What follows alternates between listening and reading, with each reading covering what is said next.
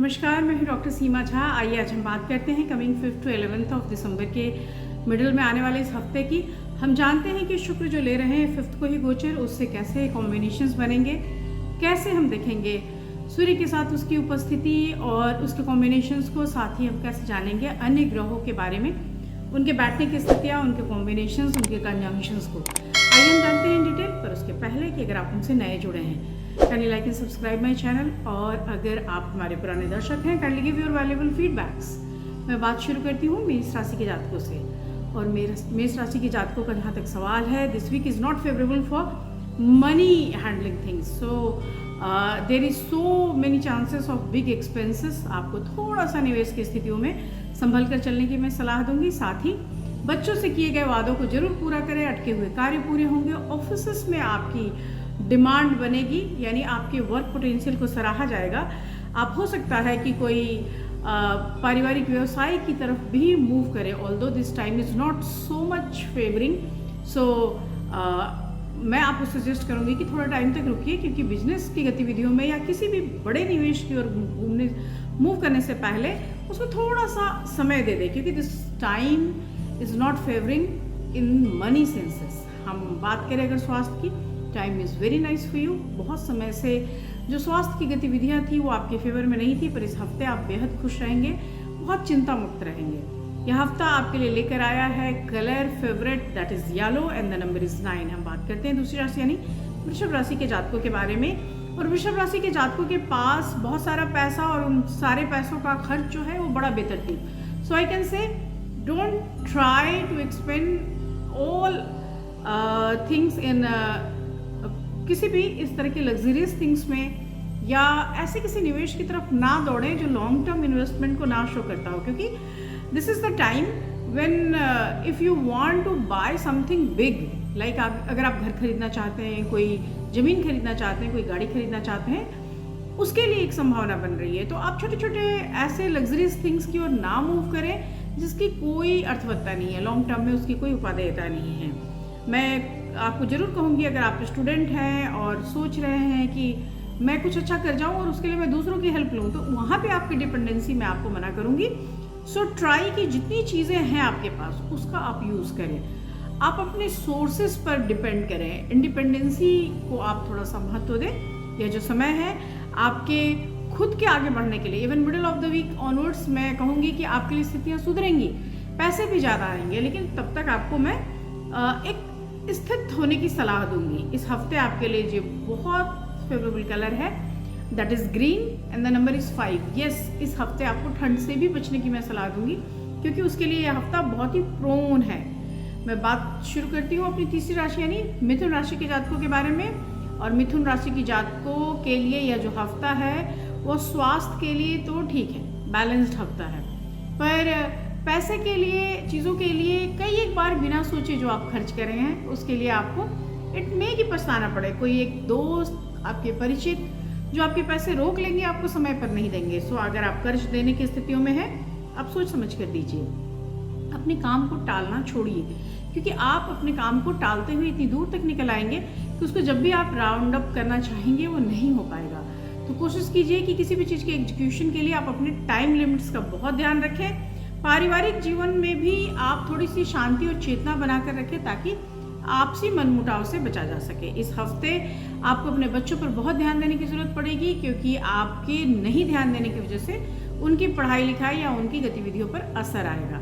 यह हफ्ता आपके लिए लेकर आया है violet colour and the number is 7। हम बात करते हैं अपनी चौथी राशि यानी कर्क राशि के जातकों के लिए। और कर्क राशि के जातकों के घर में, उनके परिवार में हो रहे विवाद की वजह से उनकी मानसिक अशांति यह पूरा ही हफ्ता दिखा रहा है। इसलिए कोशिश करिए कि आप अपने तनाव को, अपने एंजाइटी को कंट्रोल करें। आप अपने सोने जगने की टाइमिंग्स को थोड़ा सा बदलने की कोशिश कीजिए।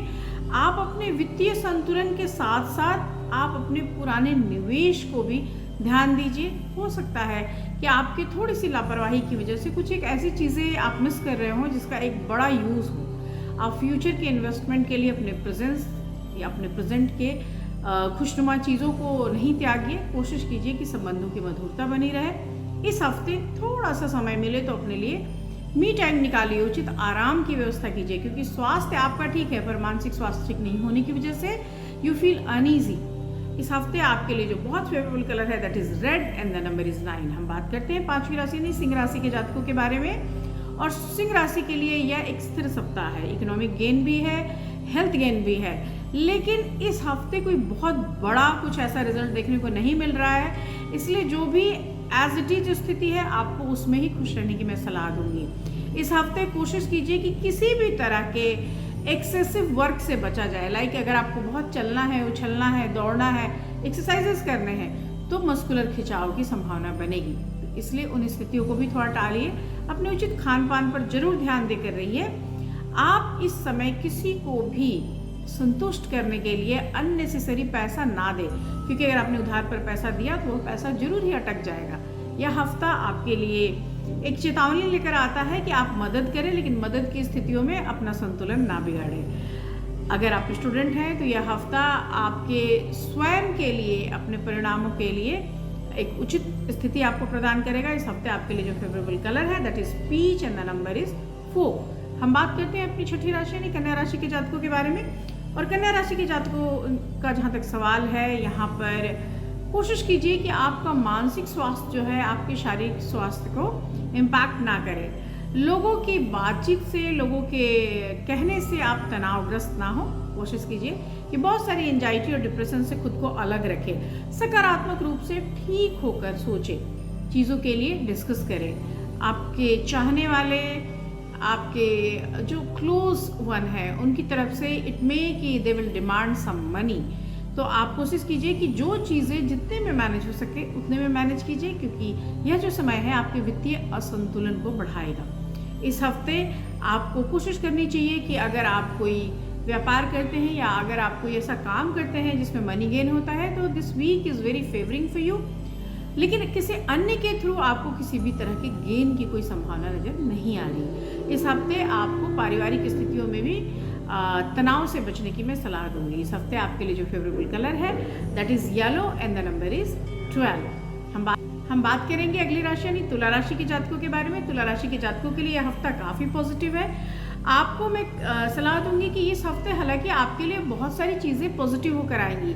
आपको धन लाभ भी है, आप जिस तरह से प्रयास कर रहे हैं उन प्रयासों में भी आपको सफलता मिलता हुआ दिखाई दे रहा है। लेकिन आपको कोशिश करना होगा कि आप अपनी संतुष्टि को प्राइम रखें, आप सेटिस्फाई फील करें, नहीं तो एंजाइटी का लेवल बढ़ेगा और निश्चित रूप से एक मानसिक अवसाद की स्थिति आएगी। इस हफ्ते थोड़ा सा समय मिले तो आपको एक उचित तरीके से आराम करने की भी मैं सलाह दूंगी। अगर आप स्टूडेंट हैं तो भी आपको मेंटल एंजाइटी से थोड़ा बचने की मैं सलाह दूंगी। इस हफ्ते आपके लिए जो फेवरेबल कलर है that is 8 and the number is blue.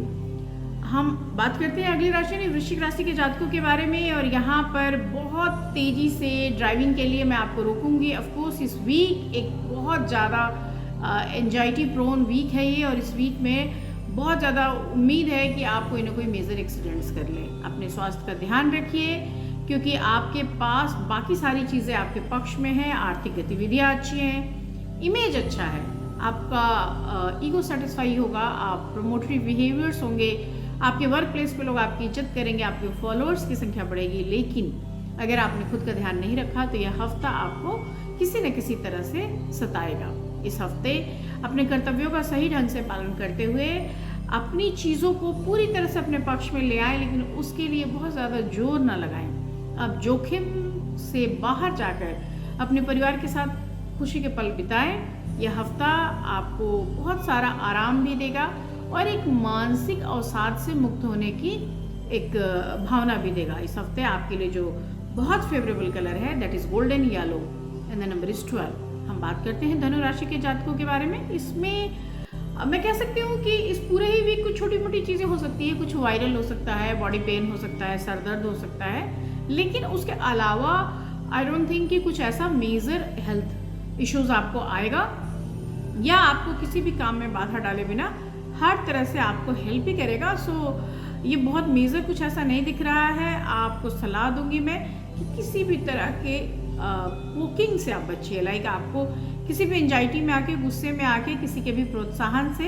या प्रेशर से किसी भी तरह के निवेश में नहीं जाना चाहिए। If you are trying to buy something then please coolly और कामली आप थिंक करें उन स्थितियों को फिर से सोचें कि क्या ये उचित है, क्या ये करना सही है, और तभी उस कार्य की ओर आप बढ़ें। इस हफ्ते की जो भी एक्टिविटीज़ होंगी, आपके द्वारा किया गया जो भी प्रयास होगा, वो प्रयास आने वाले समय में बहुत ही निर्णायक साबित होगा। इस हफ्ते आपके लिए जो बहुत फेवरेबल कलर है that is blue, dark blue, navy blue, and the number is 9। हम बात शुरू करते हैं अपनी अगली राशि यानी मकर राशि के जातकों के बारे में। और इस हफ्ते आपके परिवार के किसी बुजुर्ग की तबीयत खराब होगी, खासतौर से मातृपक्ष के साइड से यह स्थिति बन सकती है। इस हफ्ते आप अपने स्वास्थ्य पे भी बहुत ध्यान दीजिए, क्योंकि खासतौर से बच्चों की केयर में, ट्रैवलिंग्स में और जॉब प्रोस्पेक्ट में आप अपने आप को भी उपेक्षित कर रहे हैं। इस हफ्ते कुछ ऑफिशियल जो राजनीति है वो आपको मेंटल कॉम्प्लेक्सिटी भी देगी, तो आपको कुल मिलाकर कोशिश करनी होगी कि अपनी नौकरी को